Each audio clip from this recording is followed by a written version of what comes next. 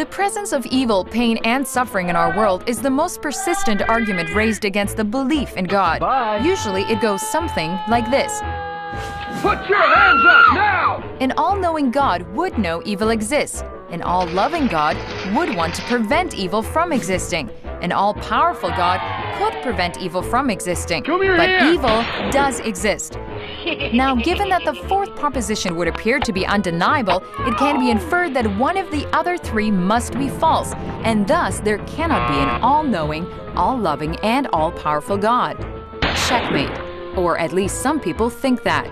However, not too long ago, an American philosopher named Alvin Plantinga put forth a new proposition that is intended to demonstrate that it is logically possible for such a God to create a world that does contain evil.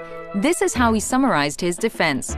A world containing creatures who are significantly free and freely perform more good than evil actions is more valuable, all else being equal, than a world containing no free creatures at all. Now, God can create free creatures, but He can't cause or determine them to do only what is right.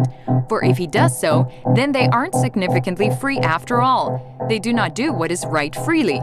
To create creatures capable of moral good, therefore, He must create creatures capable of moral evil.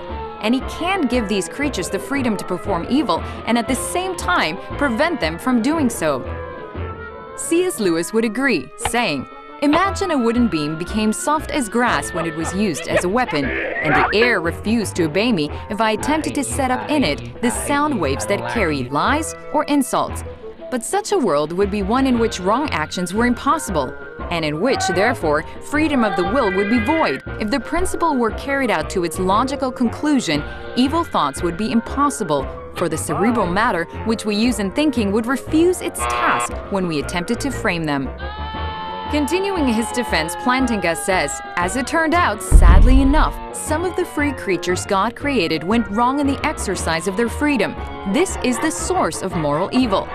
The fact that free creatures sometimes go wrong, however, counts neither against God's omnipotence nor against His goodness, for He could have forestalled the occurrence of moral evil only by removing the possibility of moral good.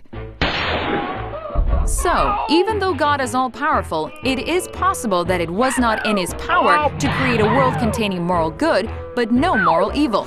Therefore, there is no logical inconsistency involved when God, although wholly good, creates a world of free creatures who chose to do evil.